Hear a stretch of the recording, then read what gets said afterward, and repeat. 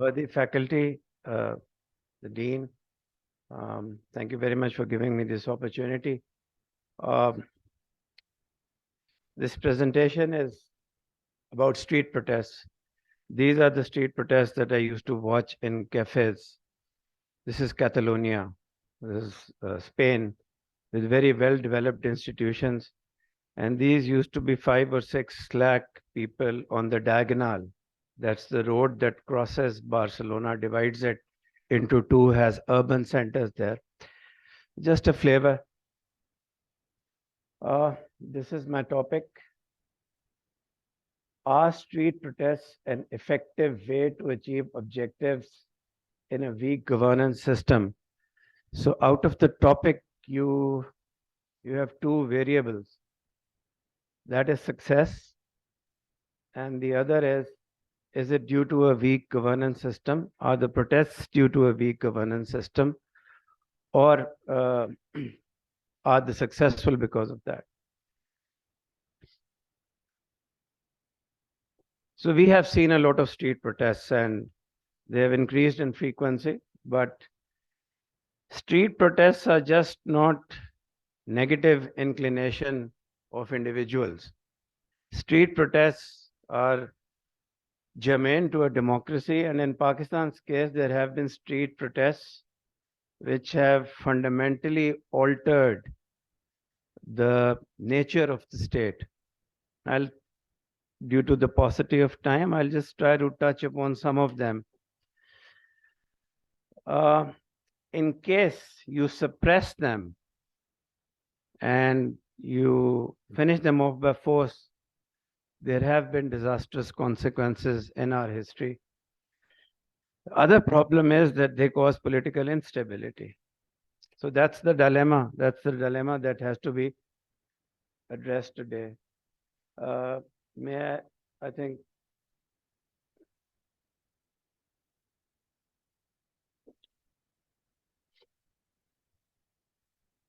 Thank you. That leads us to the statement problem, which is similar.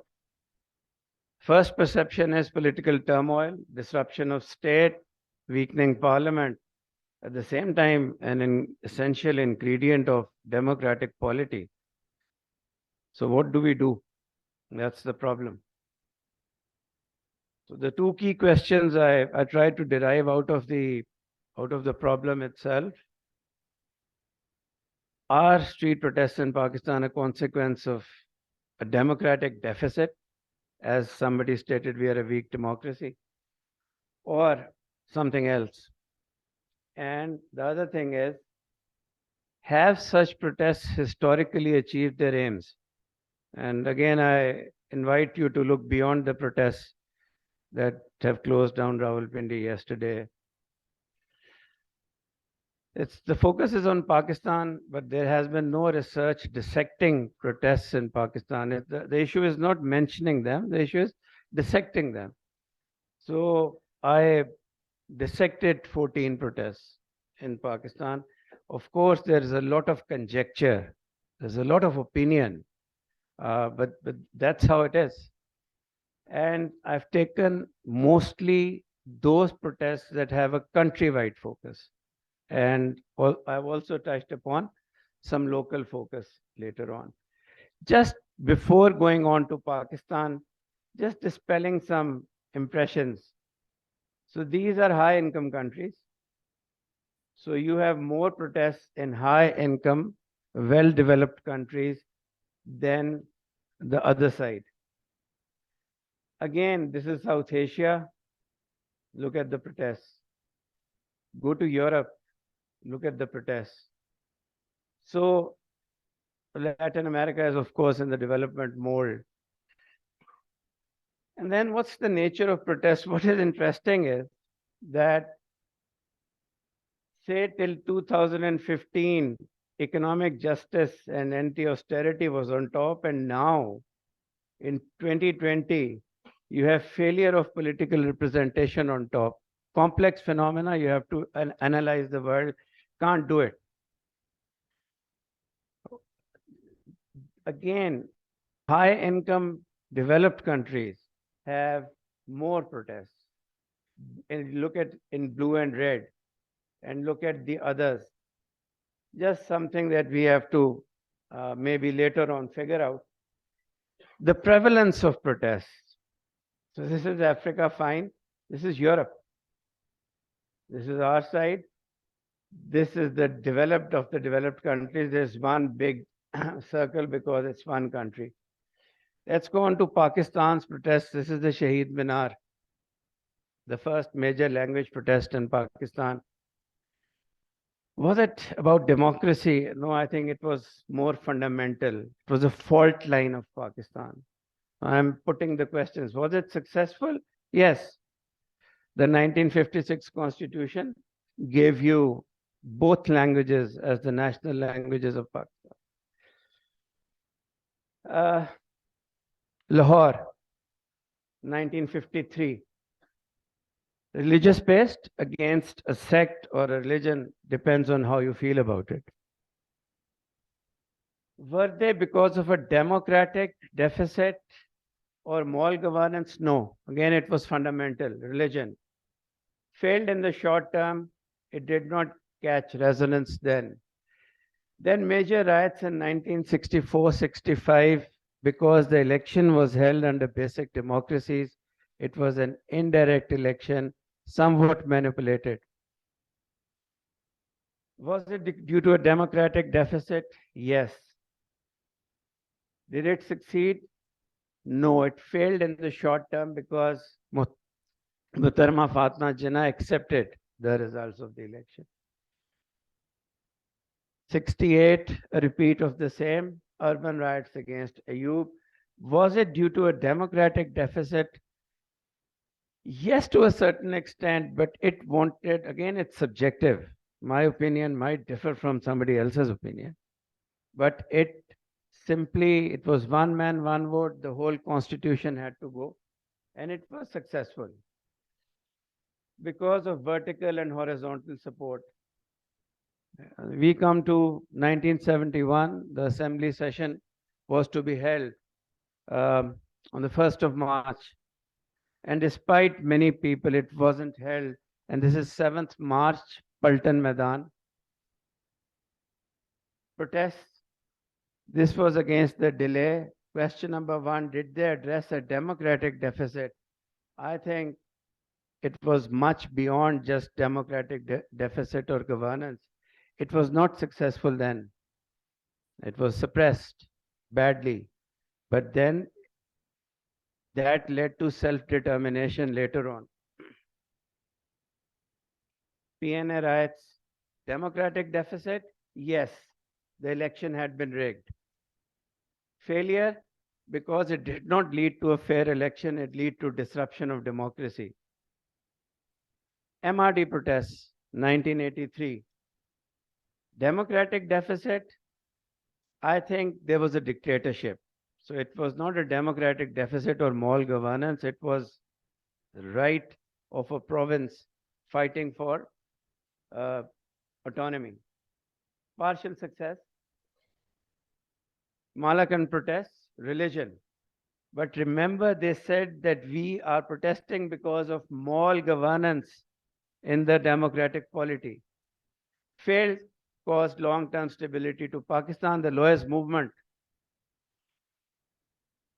Was it due to a democratic deficit? No, it was incident related. A chief justice had been pulled up and thrown out. Succeeded because of the outrage. Movement against forced disappearances. Democratic deficit, yes. Right through democracies, because of a security state, you don't know where your relatives have gone. Partially successful. Ethnic killings, Balochistan. Democratic deficit, yes. Because in a continuing democracy, you have killings of a particular community. Partially successful, frequency is decreased. Again, this is subjective. Local protests. Democratic deficit, yes. Failure. It comes in the media, they bury their dead, it hardly resolves administrative problems.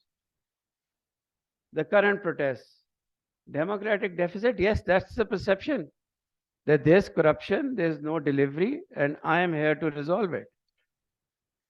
Question 2, successful or not? It has caught the imagination of the people of Pakistan. We can debate that.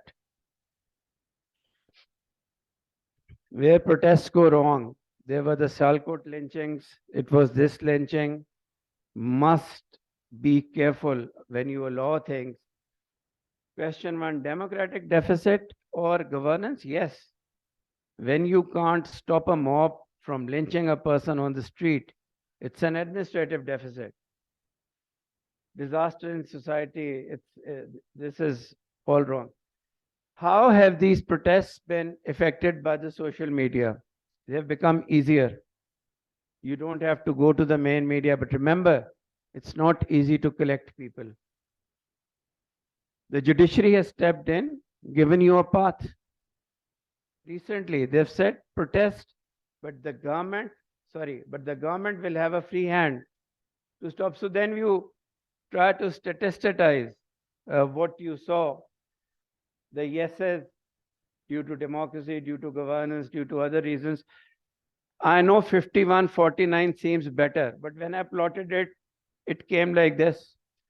So 50% were due to democratic deficit, 50% were others. The success and failure are also evenly divided. Looks bad. 52-48 looks better. What's the conclusion? Our rights are partially driven by democratic governance, democratic deficit. An equal number are fundamental to our existence. Which protests have been successful, which have wider following, which have caught the imagination like the lawyers' movement, and which do not affect the national security paradigm of the state. Very important. What are the recommendations? First of all, the state and the society has to recognize that Pakistan will continue to have long marches and protests, and not necessarily from one political party. And you will have to recognize that the will of the people, as reflected in the street protests, is fundamental. People, impoverished people, don't come out into the street without a reason. Suppression of these protests will lead to catastrophic consequences. You do it again, you will face it again. Even if Parliament, this debate, if Parliament is strengthened, it will do this. Countries with the strongest parliaments, with the strongest governance systems, the Black Movement, the Catalonia I showed you, the even in Britain, even the Palestinian protests, Parliament is not a substitute, a strong parliament to germane thoughts and emotions. What is important is that the government should not give an impression of being paralyzed. You would say this is a mind game, but you have to recognize this.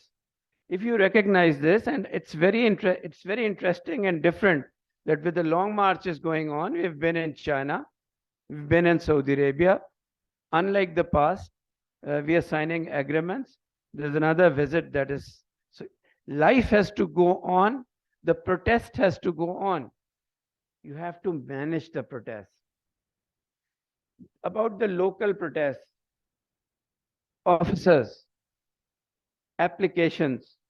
In my life, and you're great officers sitting in this hall, the WhatsApp feedback loop with the public will stop a lot of problems at the local level. It exists. You don't have to plan it.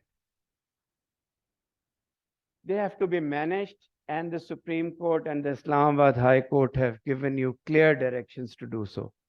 Thank you very much.